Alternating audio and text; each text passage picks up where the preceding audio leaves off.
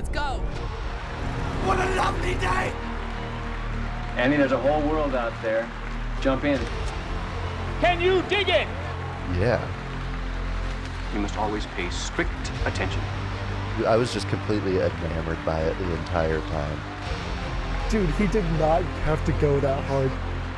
I know, man. Isn't it wild? The Jared Cast. So it begins. Oh, you hit record already? Yeah, I just did. Okay. Sorry. Woo! Welcome to the Jared Cast. Hello. Ladies and gents and everyone else. Welcome to our review of Bottoms. Finally, after all the hype that Jared Lombardo I've single-handedly put into the world. After all of Jared Lombardo's hype that he's put into the world, we finally arrived at our destination that we've been anticipating since its premiere at South by Southwest on March 11th. So yeah, I'm excited to get into it. My name is Jared Ankanen. With me is Jared Lombardo. How you doing today, Jared? I am fantastic. I'm very excited to talk about this movie. I've been dying to talk about it with somebody for a while now, for months. I rewatched it and it was just as good, if not better, the second time. Spoiler, a positive review, in case you haven't listened to this podcast this year. And it couldn't come at a more perfect time. Usher was just announced as the Super Bowl halftime show, so it's like we're in 2004 all over again. We're getting transported right back into time. Oh man. And we're also getting transported in time with our top fives today, aren't we? We certainly are. So we're going to do two top fives since we have no second film today. We're doing our best 2000s movies and our best 2000s pop albums. Very apt for this one, I think, because Bottoms is, by the admission of the director, very heavily influenced by Bring It On and Superbad and all the good old goodies that we love from back then. And Charlie XCX certainly took inspiration from a lot of music back then. I will say for my pop album list, there's a couple on here that are very, very loosely pop, just because I don't know. I feel like for the biggest ones like Christina Aguilera and Britney Spears, most of my favorite stuff of theirs is in the 90s. So I was really trying hard to figure out which albums are actually so yeah. I'll do you want to start or do you want me to start with albums? You can start. You already got me intrigued for this, so hit us with your number 5. So my number 5 is it is definitely pop. This one is definitely pop, and it I think is the ultimate guilty pleasure album. I think there's not a bad vibe on this one at all, featuring one of the biggest male pop artists of all time as the lead singer and a host of iconic, it's in sync, no strings attached. It has to be. Yeah. Came out in the year 2000. It's gonna be me and Bye Bye Bye, to name two just iconic tracks. I think when you think of the 2000s pop and you think of guilty pleasure pop, this is the first one that comes up. But I also I think there are some legit jams on here, like Space Cowboy is really cool, featuring Left Eye, and as much as I wanted to include Future Sex Love Sounds, it has to be No Strings Attached, just because I miss the band, and I'm glad they're getting back together. Yeah. I mean, it was inevitable. We'd get at least some JT representation, if not in sync representation, and we'll hear probably some more later. My top five is very strictly pop. I wanted to keep it as like hardcore, like as pop comes for my list, and that was tough. It was not easy, but at number five, we've got banger after banger here, with "Breakaway" by Kelly Clarkson. Hell yeah. I was really hoping this would be on your list. You cannot tell me that "Since You've Been Gone" isn't like one of the most electric songs of all time.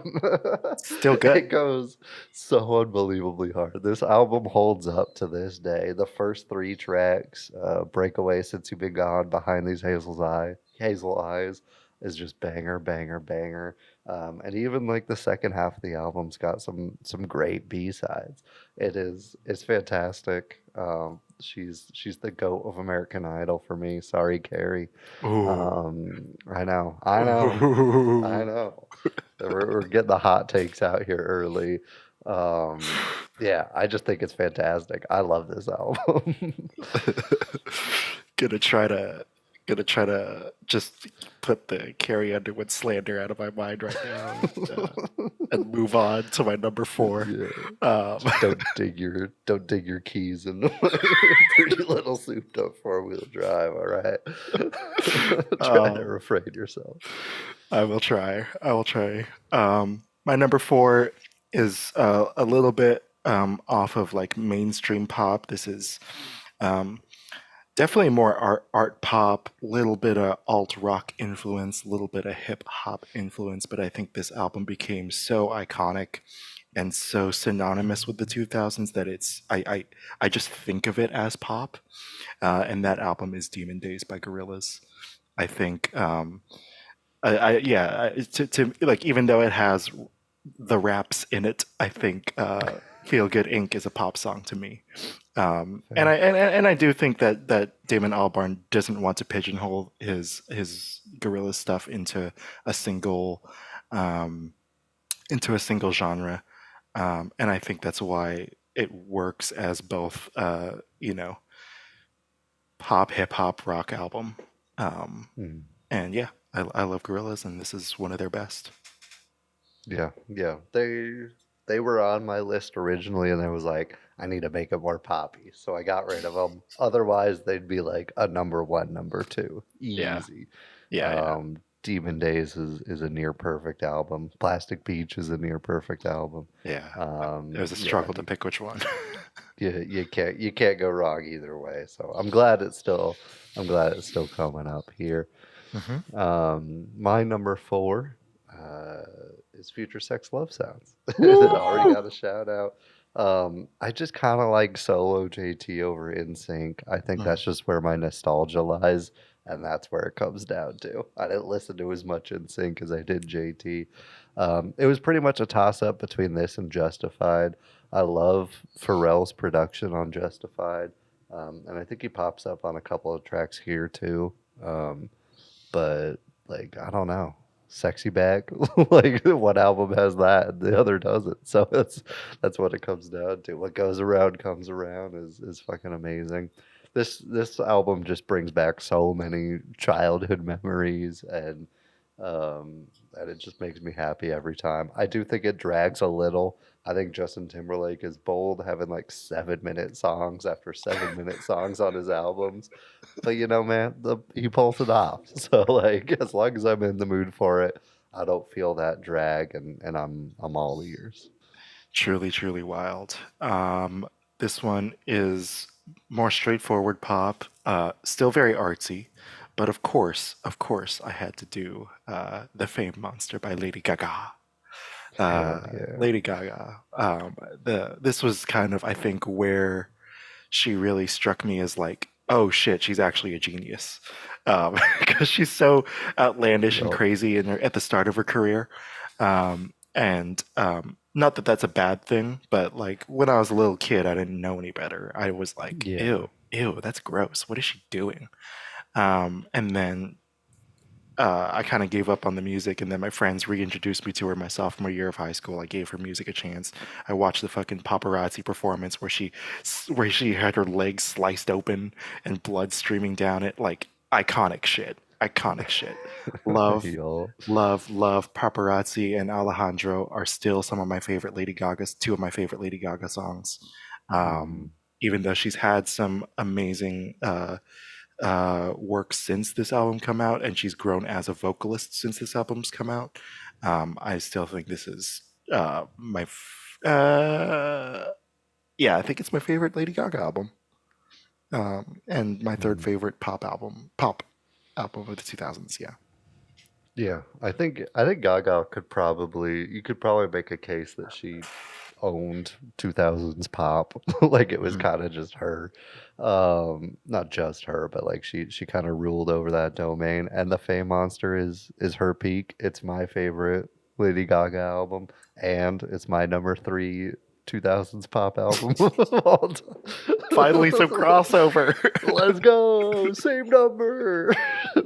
Yeah, Alejandro is crazy good. Even like Bad Romance, Monster, Just Dance, like still gets stuck in my head, even if I hear like one chord from it.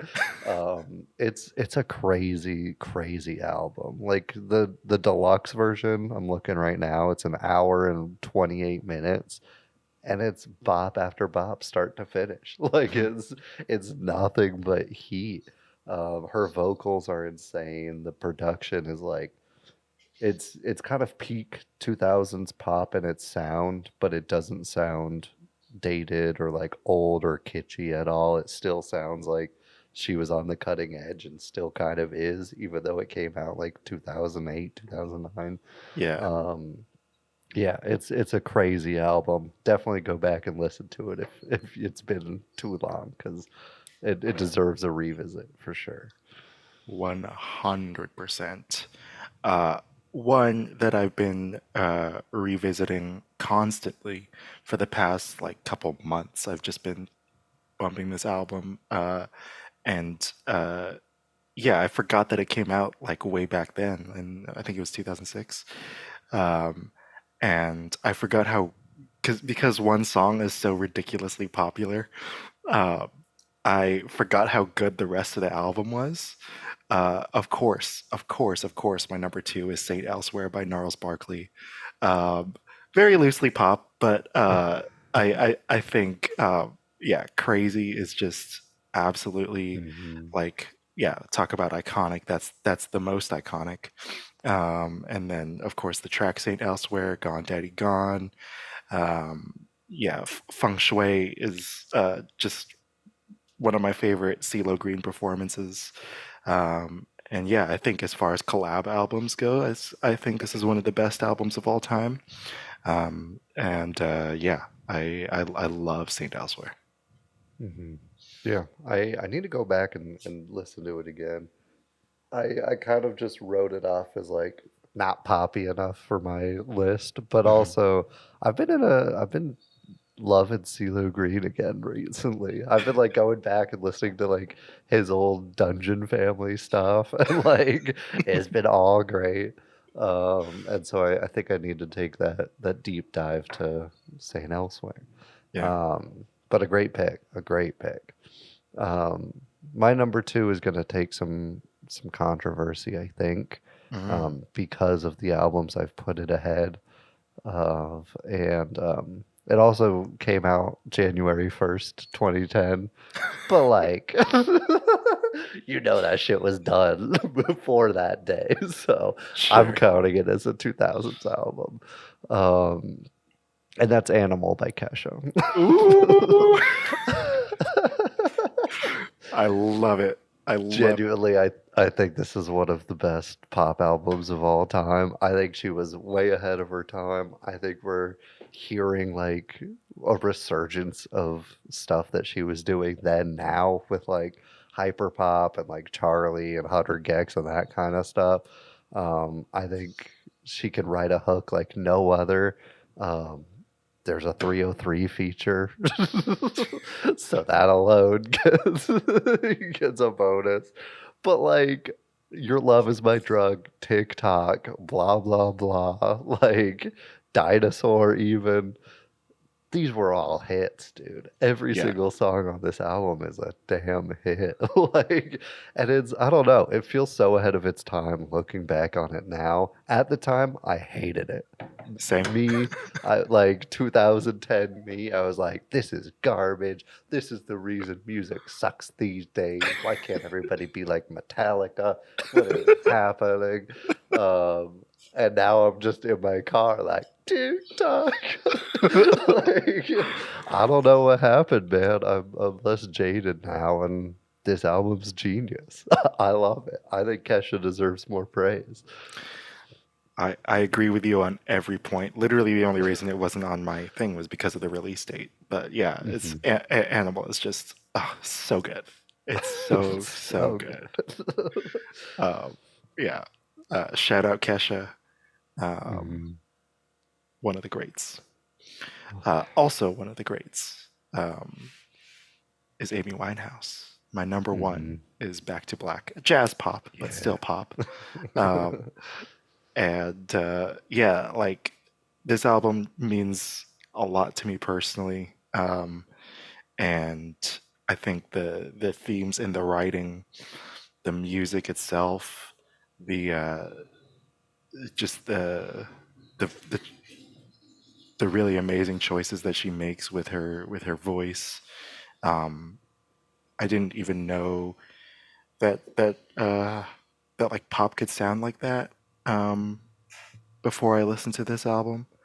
And yeah, like it's just so like perfect for me personally too. Like yeah, it's, you know, got record of the year, and you know, it like everybody loves it, but like just, I don't know, something about the way that she sings, like desperately wanting to be understood and desperately wanting to be seen and loved, and like, man, that's so good. It works so well, and I think it's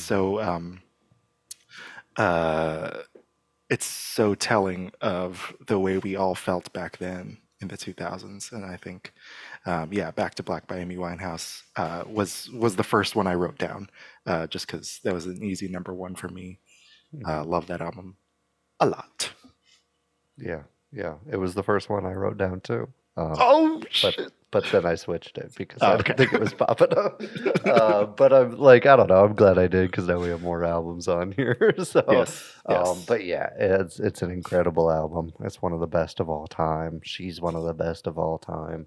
Yeah, it's fantastic. And I love that it brought like old school sound back, but not like sampling it or like do it, but like just sing like Billie Holiday. Just sing like some shit you love. I love it. It's amazing. My number one, it's probably the furthest straying from pop on this list, but like not very far at all. We couldn't really talk about pop in the 2000s without mentioning this person's name. Sorry, Katy Perry, it ain't you. It's Rihanna. Ooh. Good Girl Gone Bad, dude. Like, Good choice. Good this choice. shit was so influential for music to come. It's perfectly 2007 at the same time, despite looking far in the future. Amazing features on this thing, but like Rihanna just kills it. Her vocals are insane. The production's insane. Hook after hook after hook on this thing. It's emotional, but it's sexy, but it's got like stuff to say, but it won't shove it down your throat because it's still pop. It's amazing. I love this album. And so is my number one. Hell yeah, dude. I love Good Girl Gone Bad. Yeah, my favorite Rihanna is Anti, and I think that's why I didn't include it. But yeah, that's an album that I think that is like so synonymous with the time, and so synonymous with like pop culture of the time. Like I can't even, yeah. That one, and maybe what's it called? fucking Fame Monster. Yeah, that one and Fame Monster. I feel like those are the ones that perfectly capture like what it was like back then. I guess 100%. Yeah. 100%. And I do Excellent agree, choice. anti is better, but it just came out too late. So I think this is almost as good. For sure. Movies next. You want to start? Or you want me to Movies start? next. I can start. Go for it. This one was tough for me. Mhm. I wrote down. Let's see. 14 movies that could all be my number one. It was basically a 14-way tie. Yeah. Narrowing it down was impossible. So take all of this, especially the order, with a grain of salt. But my number 5, it gets mentioned too much in pop culture, but I think people still don't give it enough credit for like how good it is, and I think it pairs well with Bottoms today, because it hits satire but also excels in its own genre that it's satirizing, and that's motherfucking Shrek, baby. I don't know. Every time I rewatch it, I'm like, this is a fucking 10 out of 10. I hate Yeah. to say it. The soundtrack's incredible. The performances are incredible despite needless Scottish accents. And the animation's beautiful. It's hilarious. There's adult jokes, there's kids jokes, and they all land. It's fucking perfect, man. Shrek is love and Shrek is life. Like It is, and Shrek is number 5. I love that you were building to super bad and then Shrek. That's awesome. No, I love this movie as well. I think that's it. Yeah, that was my favorite movie as a little kid. I still remember like being in the theater, and I remember the exact seat that I was in. It's such a good movie. Such a good movie. My number 5 is a lot of people's number 1.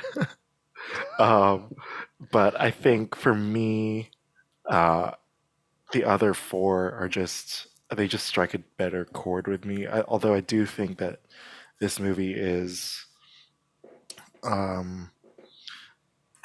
it's just, it's one of those rare ones where it's one of those rare dramas where there are really no holes and really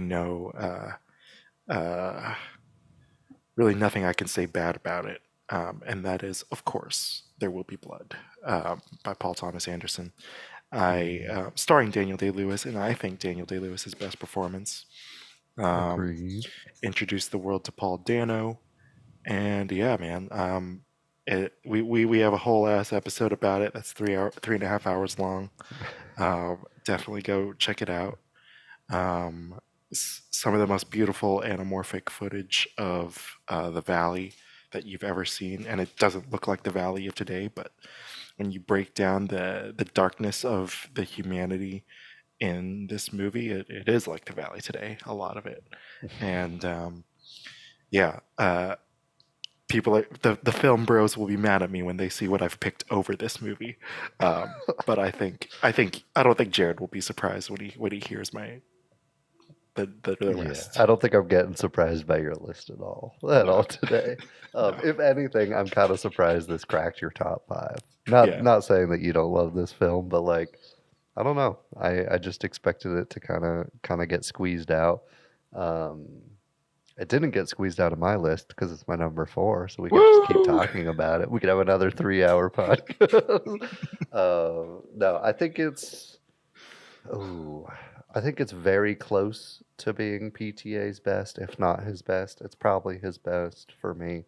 I love that it brought us Paul Dano, and I can't get enough of him since this.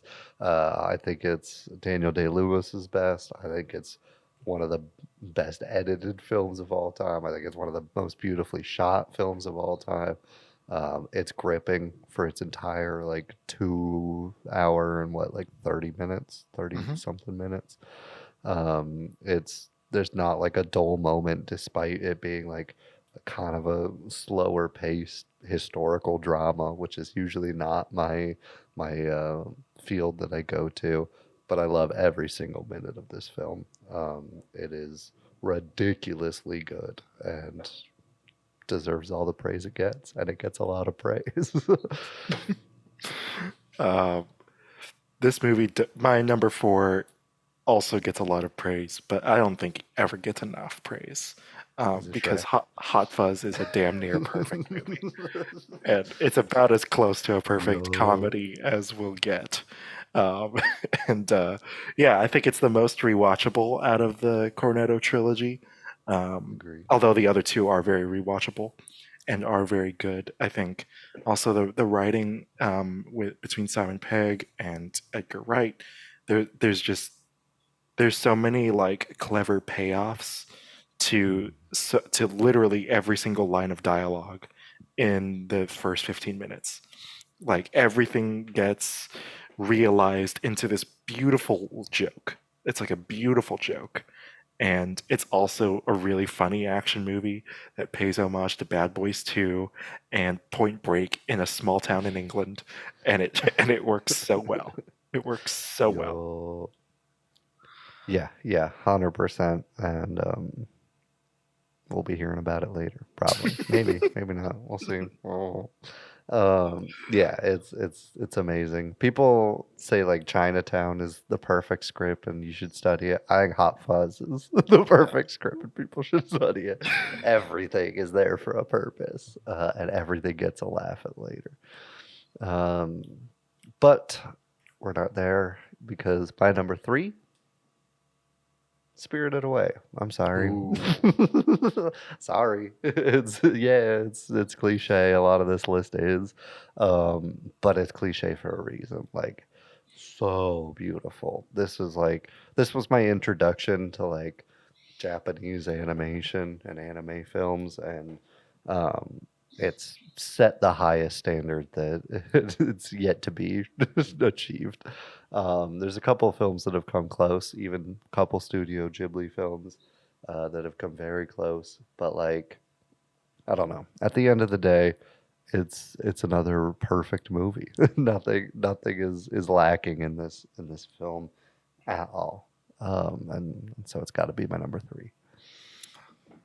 Yeah, I love Spirited Away as well. It did get squeezed out, but honestly, if I like shuffled all the names of numbers 5 through 10 on my 2000s lists, I think it wouldn't matter. I love Spirited Away, and it carries so many like awesome memories and notes of nostalgia because we grew up with it and because it's aged beautifully, and it's still, I think, even more relevant today.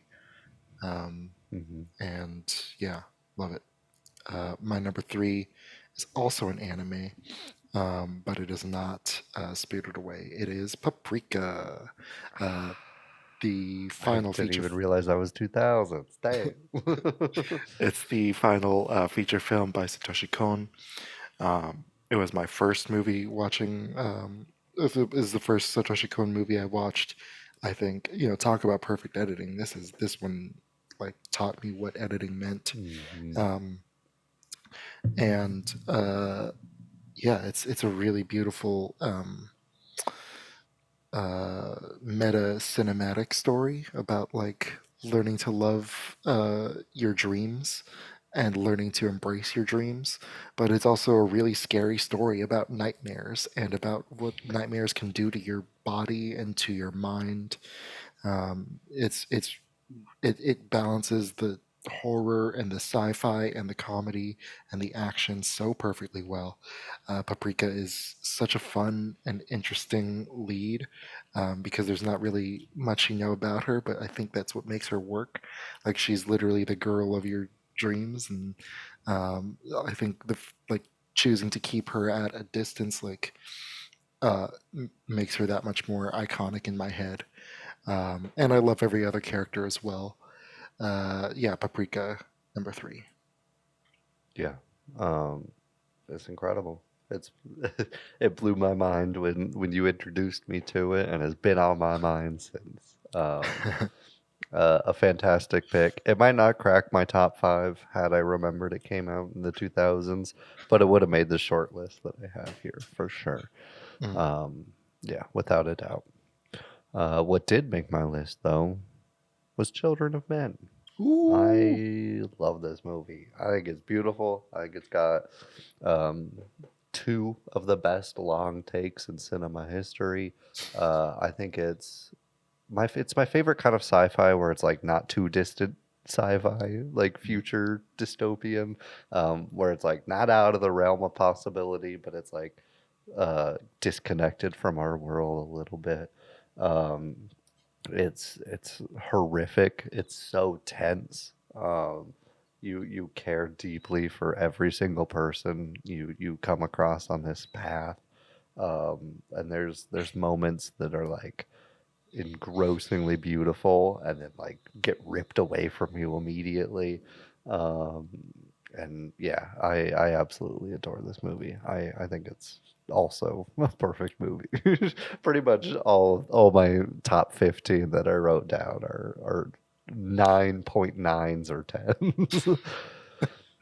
Yeah. That's probably my favorite Clive Owen performance as well. Mm-hmm. And I think it's the only sci-fi movie to make my mom cry. Like, it's really, really good. It's such a good movie. And it's so easy to forget that it's sci-fi because the world is so fucked in Children of Men. Yeah, that the last battle scene at the end is like, oh my god, dude. Oh my god. That moment where they all like pause when they discover and then just fucking right.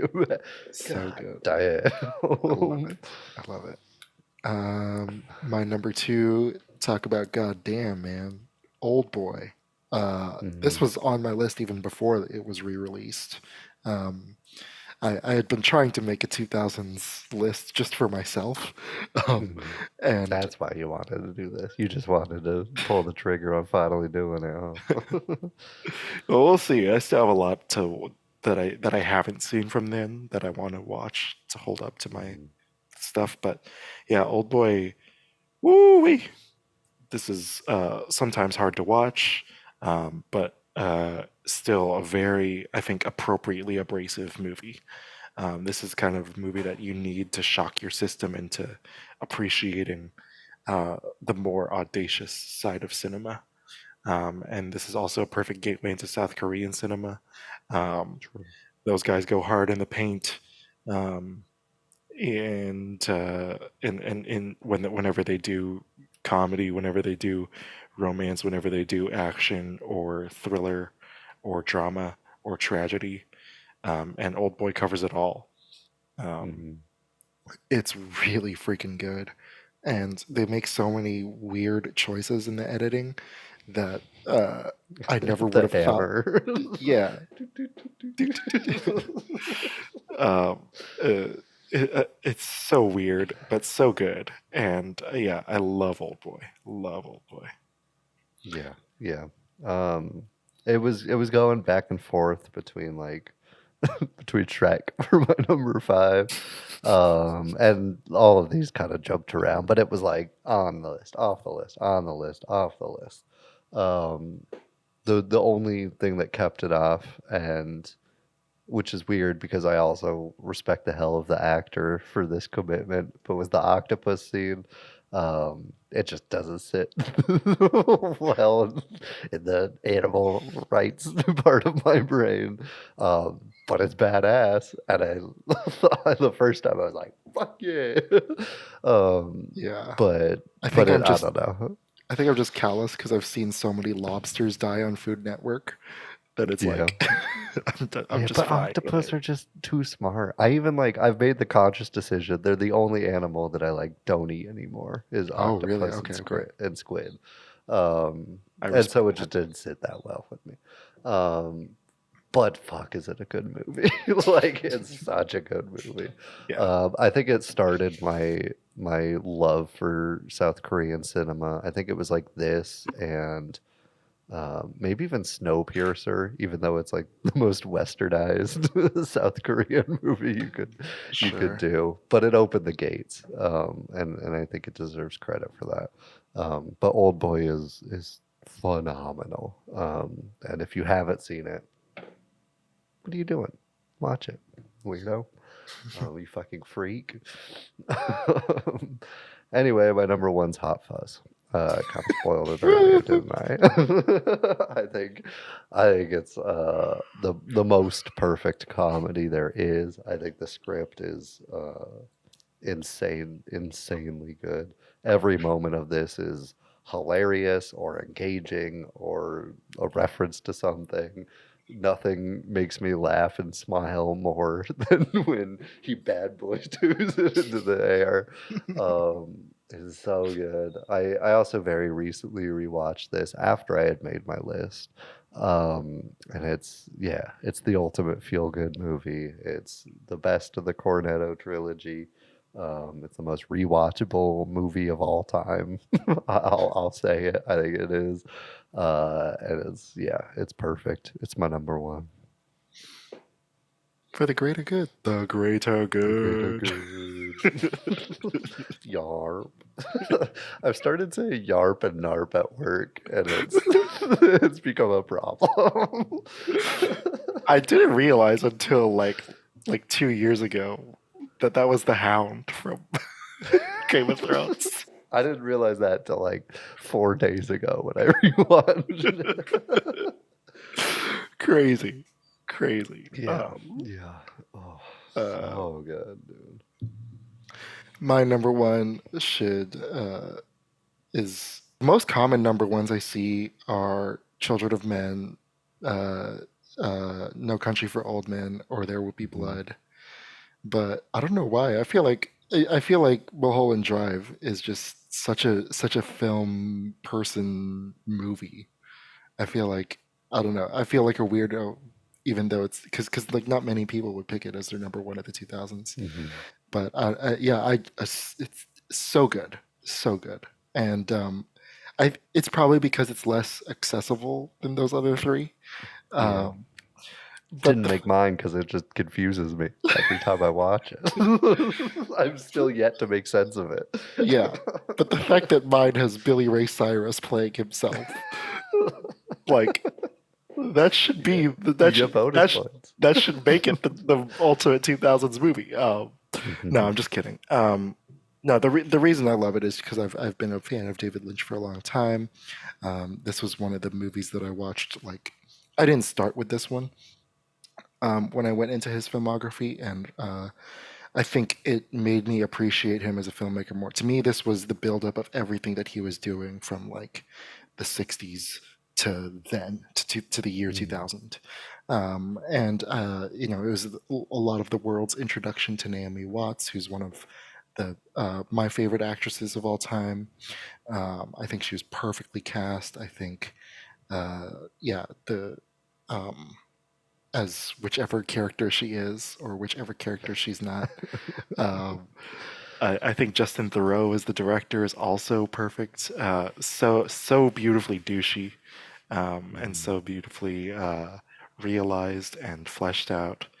And the movie's like a lot of my other picks, a perfect blend of comedy and more like sinister, dreadful vibes. The scene with the cowboy, I don't even know what that scene is, but it's perfect. And yeah, I think this is one of those movies that's like a desert island movie where I could watch this over and over and over again and never get tired of it and always try to figure out something new about it. And that's why it's my number one, Mulholland Drive. Yeah. It's incredible. My brain's too small for it. I'm also not as huge of a Lynch fan as you are. I know you're a damn diehard, and I fully expected it to be your number one. I was like, number one Mulholland, number two Old Boy. After that, it's gonna be a little muddy.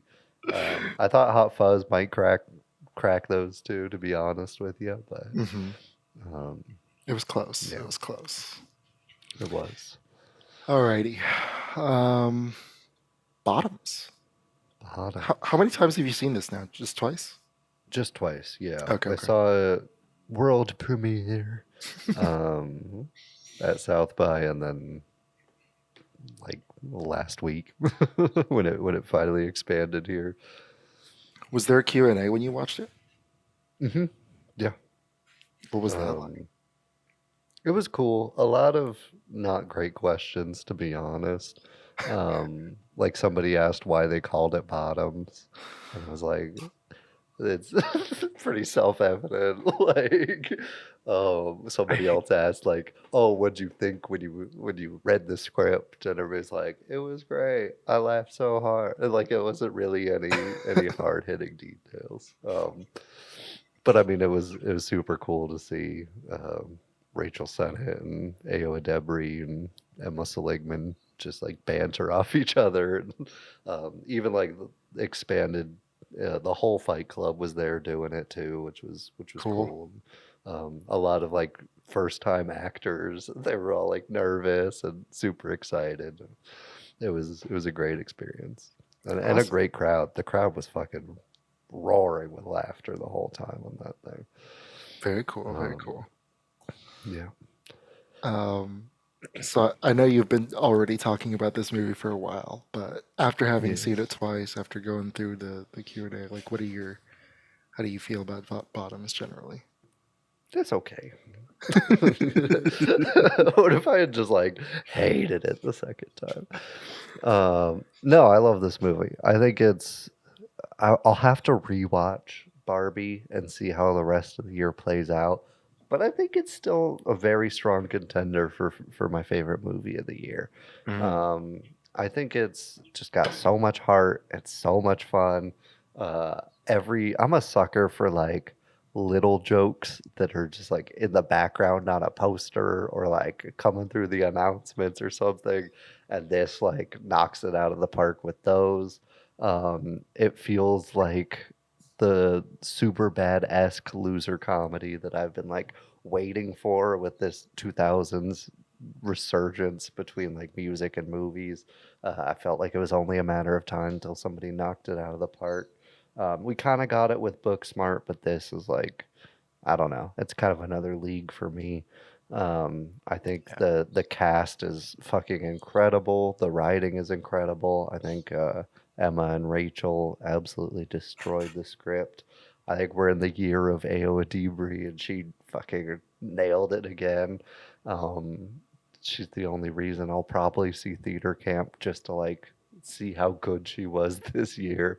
And she'd be teaching. But even yeah, true. I didn't see The Machine, so I got to get something from him. Yeah. Even down to like the smallest roles, like Marshawn Lynch fucking kills it.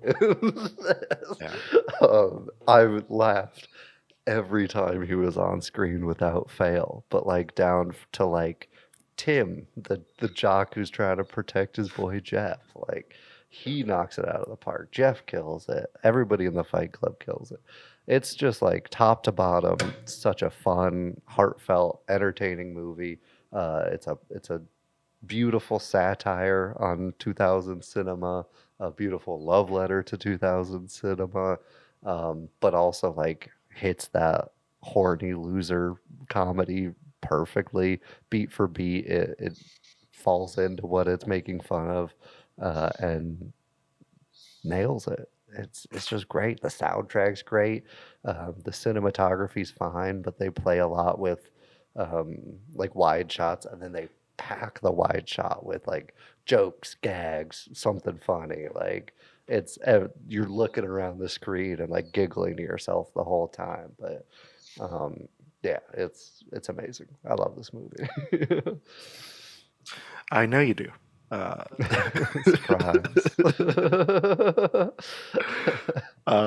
Yeah, I really like Emma Seligman and Rachel Sennett as a team. I was not like as like floored by Shiva Baby as everybody else was, but I did appreciate what they were trying to do, and I really I really came around on Rachel Sennett with Bodies, Bodies, Bodies. And so I was very excited to see Seligman take something a little more abstract and weird, and try to create a story that was very, very silly. And of course, like I'm the biggest Debris fan. I was very, very happy to learn that Marshawn Lynch was in this movie. I didn't know he was in this movie until I saw the poster, so I was like, hell yeah.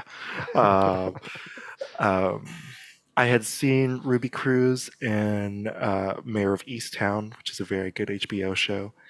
But for me, she was one of the biggest standouts as Hazel in this movie. I really enjoyed Hazel as a character.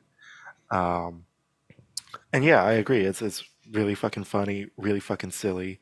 I think the movie really takes a lot of inspiration from stuff like Bring It On, which is so over the top that you just embrace how over the top it is right away.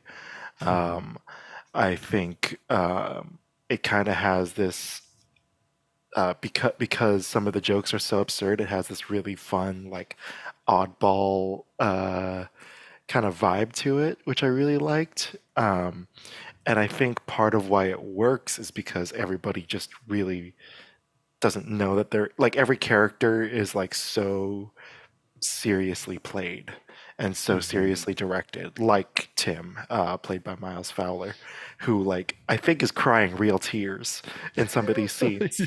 Like I was like, what, dude?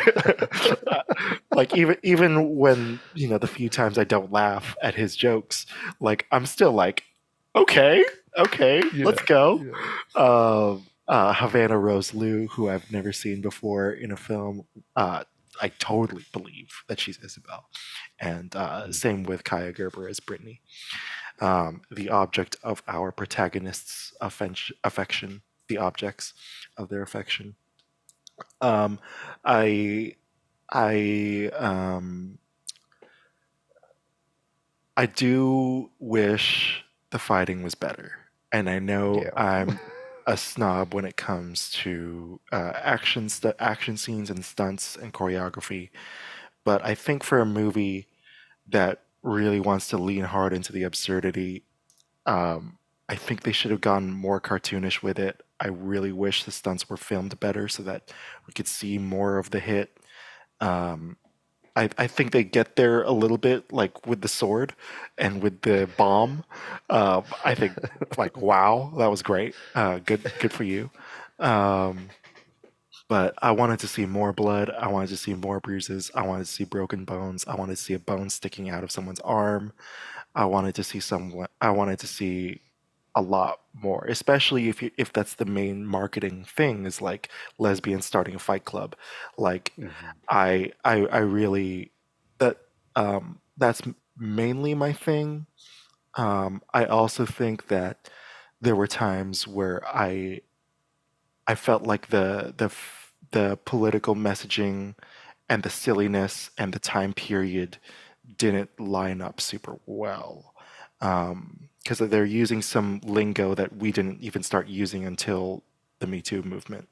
And they're using some terms that, and like, I get it, like, this is supposed to not really be the 2000s. This is just an absurd, like, version of those comedies that we grew up with and those comedies that we love. So I'm not holding that against them.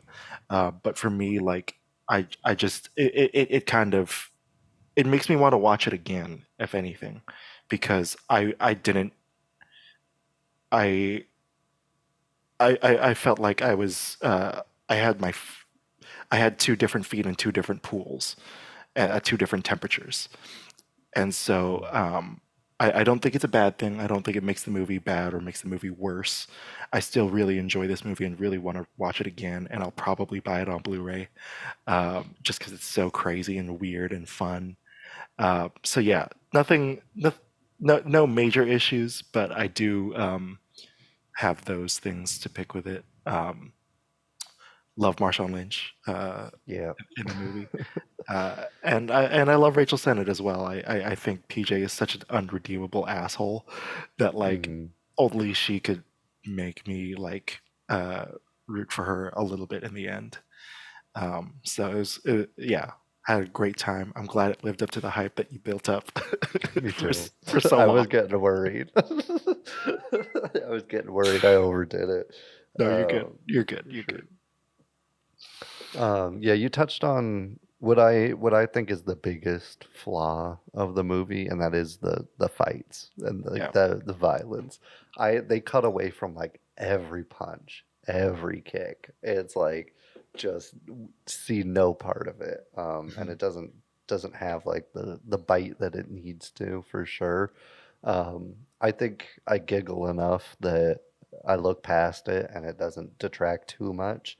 But especially when the Fight Club is starting, especially that first punch when Josie hits PJ, uh, I want like I want to just see like medium wide fucking laser out, like blood starts. Like I just want to see the whole thing. But they cut away, and the blood when PJ pops back up is good, and I think like the makeup in this.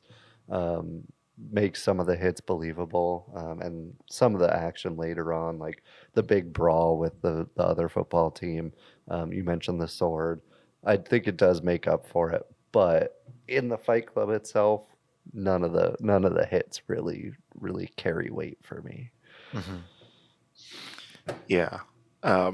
And especially because the movie pays so much homage to Fight Club, like, and Mhm. mentions it as if the movie exists in the world of Bottoms. Yeah. I really wish that they, like you could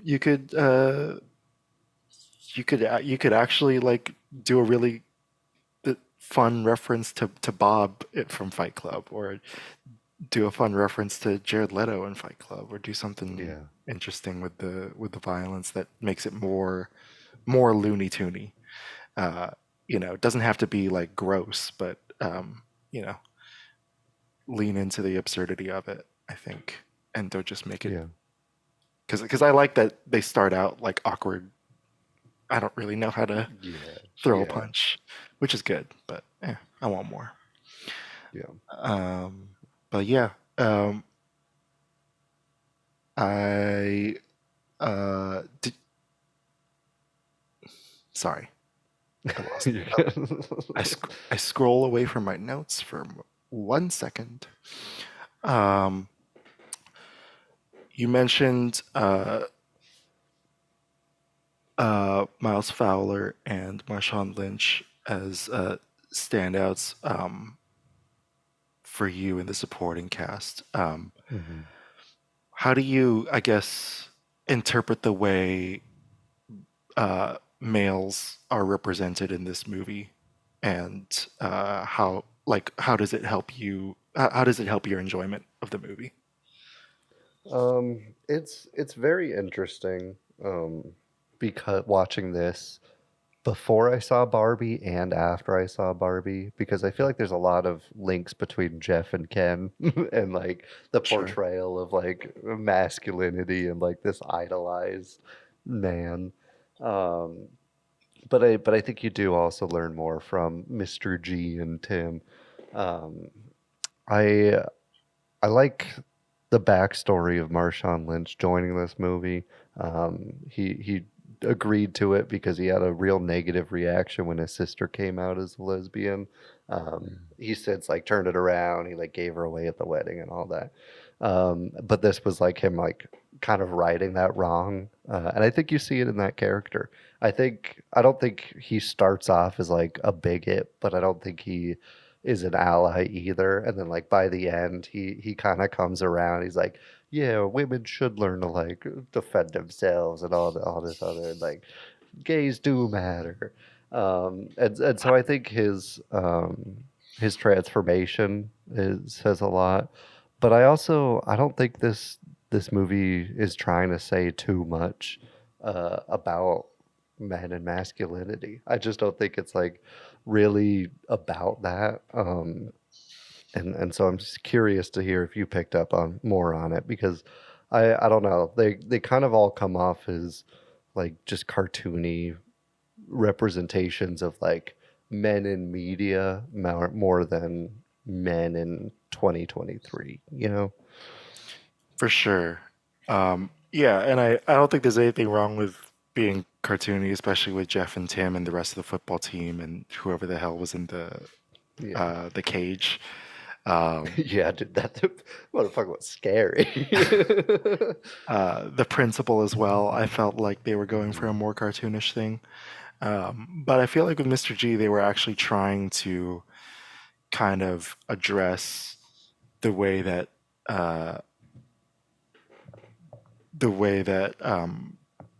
feminism resonates with its allies. I think in him they were trying to address like the larger picture of female empowerment, while also making fun of a man who's been scorned by his ex-wife. I think for me the thing that like seals the deal on his character and like really the thing that I loved about it was when they're playing Complicated. By the way, also iconic like 2000s pop thing. Yeah. As soon as the beat drops on the chorus, he crosses out the word feminism on the board. Like, I think that was just like, yeah, that's exactly what this movie was building to. Was this fantastic shot? So funny, and yeah, I love that it's in here, you know, in a movie that's not that's intentionally trying to be stupid, intentionally trying to be silly, that there's this other layer of you know, we should like saying that like in some ways we fail the allies and we fail the people who support us sometimes. And so you know, although I do wish that those elements came together a little bit smoother, I really, really like that about his character. For the football players, I feel like I still don't understand what exactly they're symbolizing, but because they're so silly and funny, I'm fine with it. And the performances are really like over the top, and you know, Jeff crying when his kneecap gets touched by the bumper is so good. And so I also love that they never take the uniforms off. And the uniform just says Jeff too. when Tim's sneaking around and spying on them, he's in his full uniform. He's in full pads too, not even just the jersey. Yeah. Shout out to those guys for being able to deal with the sweat. Yeah, those were cool. What'd you think about? What are some thoughts you have about Isabel and Brittany? I'm curious to hear what you think about their characterizations, especially on the rewatch. Mm-hmm. I love them. I think Brittany especially being like the mean girl, but her saying like, "Oh, I'm just an accessory. I just go along with whatever she does." It's I don't know. It's goofy, but it's also like kind of profound for like just high school attitudes. Like your whole identity is just like finding friends and latching onto them, and like whatever they do, you do, and there's not like any independence, at least in my experiences. And so I love that dynamic between them. I think Isabel has so much heart. Especially like I don't know, the way she delivers some of the goofiest lines is like it feels so sentimental, but it like is not. Like when they're in the car right before they blow up Jeff's car, and she's like, "I really appreciate how you do violence for me. It's one of my love languages." Like it's just so good. But I love that they have those like the pretty cheerleader unattainable types, but they kind of like break down Isabel a lot, and then make her like a more accessible human being, especially to Josie. And that kiss is so fucking triumphant too. I love that they play those stereotypes that we see in horny teenage high school movies, but they kind of, I don't know, they humanize them more, particularly Isabel more. I like it. Yeah, I agree as well. I definitely came around on both of them, especially as they started to feel more real. Um, but I also I think they were perfectly cast because they're just, you know, the way they're shot, the way they're costumed, the way they're made up is just ridiculously hot compared to literally everybody else on screen. Yeah. So I think it's just yeah, it works super well. It makes you kind of, even though the protagonists are doing this really shitty thing, you get it, you get it, Mhm. and so it's uh, speaking of the protagonists, we got PJ and Josie, these childhood friends who are trying so hard to lose their virginity. Mhm. Uh, yeah, I really really liked them, especially in the beginning. I think they're just such a fantastic good cop bad cop, or kind of weird, yeah, weird lesbian good cop bad cop, but they're both super nerdy. They're both Yeah. so they're both so yeah, just the quintessential of that archetype in teen movies. This person who is unattractive, untalented, has no prospects, has no vision for the future, and at the same time is, plays the victim and blames everybody else for it.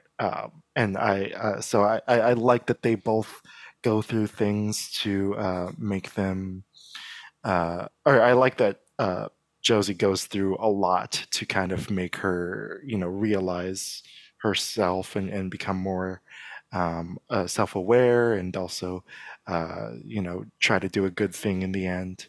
PJ, I the don't the root for her. But that's good. I don't have to root for her, but I don't yeah, root for her. yeah, I don't root for her, and I wonder, I just feel bad because did she really fucked over Hazel, and then doesn't really earn that kiss in the end. I know it's to distract everybody, but they clearly end up liking it by the end of the movie, and so it's I don't know how to feel about that, because Hazel is played as such a pure angel, and then PJ is not. That it feels like a weird ending for the character, but also I don't know. Senna's just so funny that I don't even. It's not Yeah. even that much of an issue for me. I just think it's interesting. Yeah. I think it does work purely because of her charisma as PJ. I think that's it. Like, you like her enough that you're like, okay, yeah, they get away with this. And it's like for the greater good of the team, and she's saving Jeff, the mortal, out of me or whatever.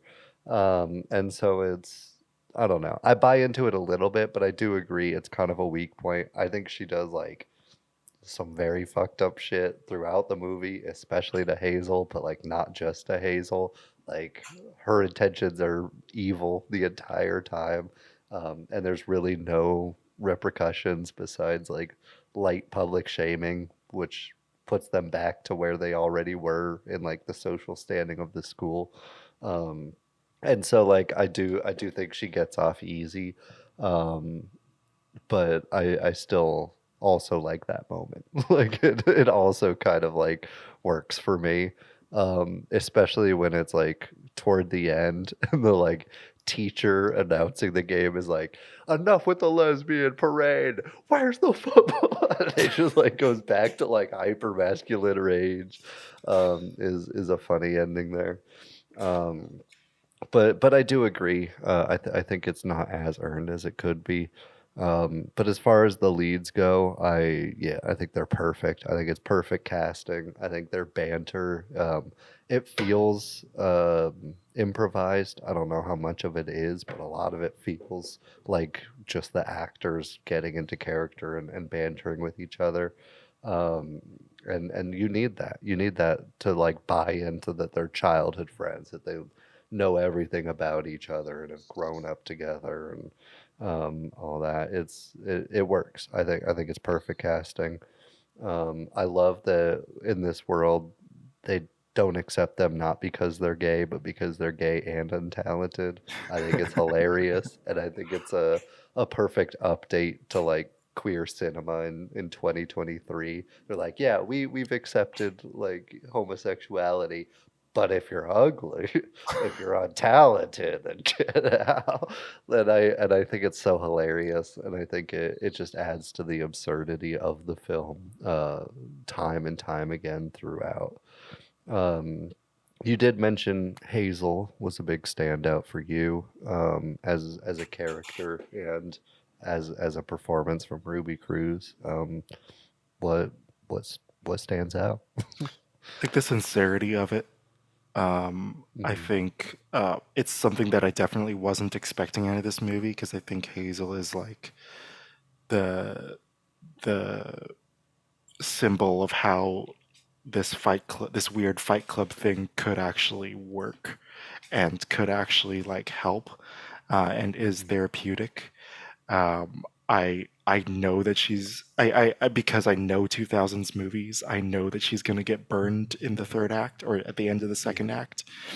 And so I feel that dread throughout. I have a feeling that she's going to get the worst beating, and then she does. And so I like the sincerity of Cruz's performance. I think it was just really well done. And uh, and they're able to, I think, speak to some of the issues that they're talking about through her character without, being without saying it out loud. So that's kind of why I really I don't know. So just that's why that character stuck out to me. And it makes me wonder, like, to like what like maybe like what could have been cut out of the movie. Like maybe there were other scenes in here that pay off the ending with the protagonist and with Hazel and with the villains. But I like her place in the movie, and I definitely wasn't expecting a character like that, and I'm glad that yeah. Yeah, she plays a great like ignored voice of reason at a lot of times too, but then like her words get like misused by PJ especially. Like there was a line where I don't remember exactly, but she says like, "Oh, it would actually be good to like have self-defense and like bring people together and stuff." And then when she's pitching it to Mr. G, she like rips off what she says exactly, but like not for the right reason. And so she is a great like morality check for the leads. And I think her and PJ are perfect opposites for a lot of the film too. Yeah. Yeah, definitely. Any other notes you have on Bottoms? Not really. Another big shout out to like whoever made the posters, whether it was production design or Emma Seligman or Rachel Sennett and the writing team or whoever. Everything is so funny, dude. Handing out flyers that says "Get horny, it's game day" with a picture of Jeff in a jock strap is amazing. There's one time where they like back from a close up on a poster that says "You're prettier when you smile. He might be watching you right now." And then they just like go down the hall and have like a hall walk type scene. Everything is so hilarious. Marshawn Lynch's "Divorced and Happy" porno mag got me laughing so hard twice. Yeah, I just love all the little bits in this film so much. Yeah, it's very, very well designed by the entire team. Cool. Well, that was Bottoms, folks. Go check it out. I think it's probably still playing. I don't know. But yeah, it should be. It was released on August 25th, so it'll probably be there for another week. So please go check it out if you haven't already. It's a really good time, really funny stuff. And yeah, We love you. Goodbye. Bye.